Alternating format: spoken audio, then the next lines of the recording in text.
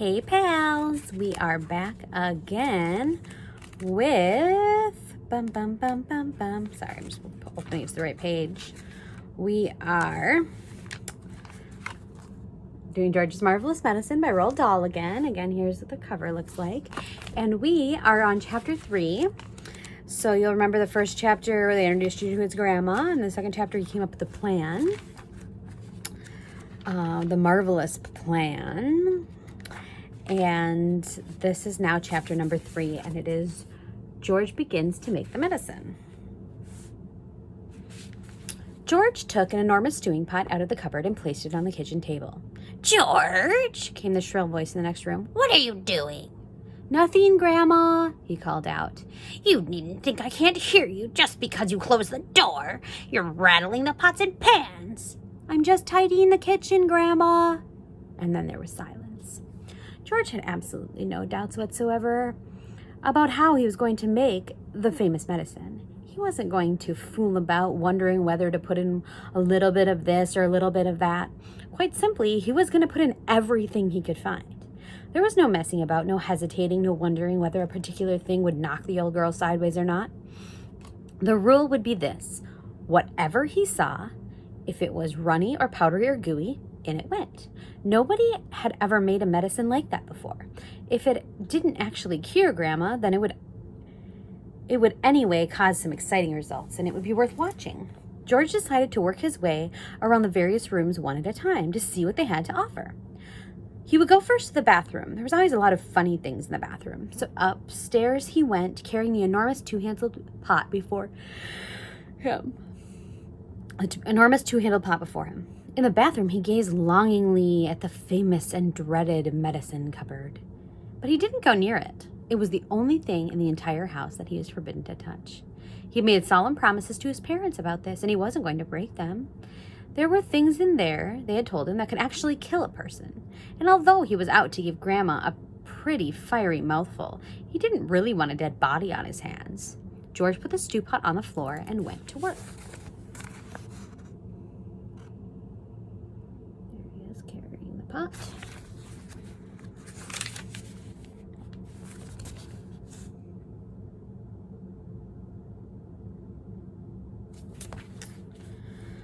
Number 1 was a bottle labeled Golden Gloss Hair Shampoo.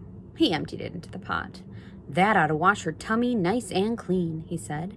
He took a full tube of toothpaste and squeezed out the whole lot of it in one long worm. "Maybe that will brighten up those horrid brown teeth of hers," he said.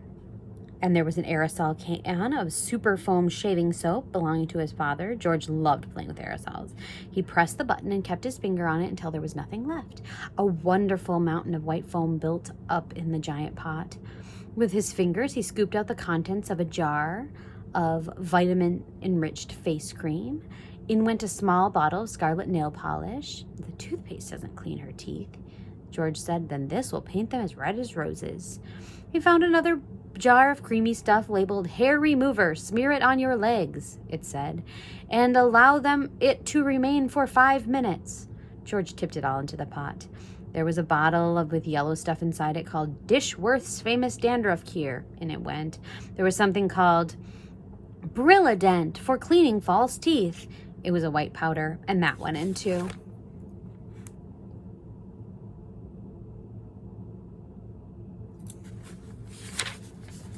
He found another aerosol can. "Nevermore ponging deodorant spray, guaranteed," it said, "to keep away unpleasant body smells for a whole day." "She could use plenty of that," George said, and he sprayed the entire can full into the stewing pot. Liquid Paraffin, the next one was called. It was a big bottle. He hadn't the faintest idea what it did to you, but he poured it in anyway. And that, he thought, looking around him, was about all of the bathroom. On his mother's dressing table in the bedroom, George found yet another lovely aerosol can. It was called Helga's Hair Set. Hold 12 inches away from hair and spray lightly. He squirted the whole lot into the pot. He did enjoy squirting these aerosols. There was a bottle of perfume called Flowers of Turnips. It smelt of old cheese. In it went. And into went a large box of powder that was called Pink Plaster.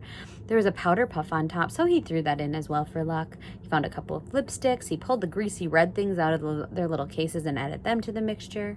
The bedroom had nothing more to offer, so George carried the empty pot downstairs again and trotted into the laundry room, where the shelves were full of all kinds of household items. The first one he took down was a large box of Super White for automatic washing machines. Dirt, it said, will disappear like magic. George didn't know if Grandma was automatic or not, but she was certainly a dirty old woman. So she better have it all, he said, tipping in the whole box full. There was I keep yawning, I don't know why. There was a big can of Waxwell floor polish. It removes filth and foul messes from your floor and leaves everything shiny bright, it said. George scooped the orange-colored waxy stuff out of the can and plunked it into the pot. That's when he was pictures of him pouring in the laundry soap.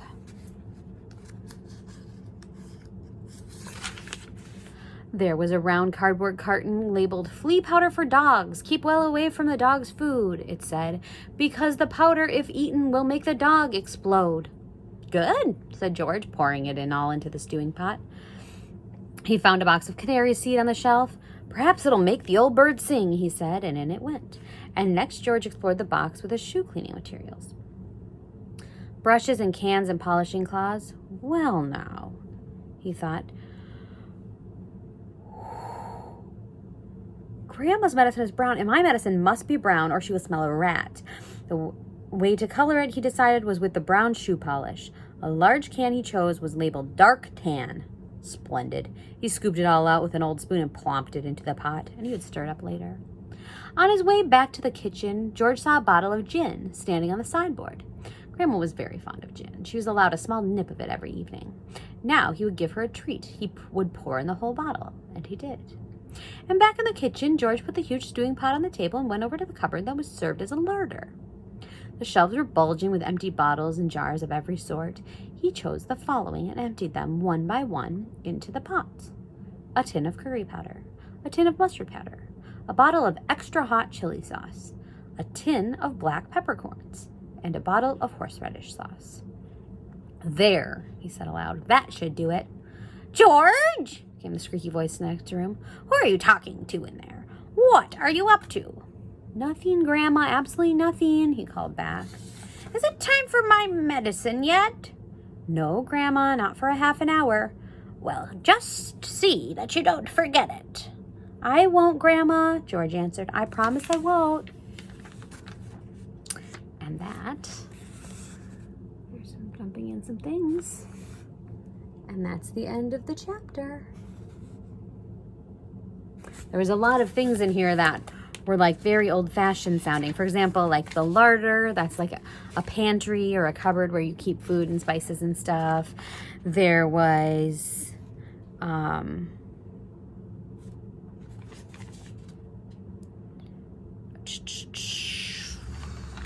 hair set, that's like hairspray.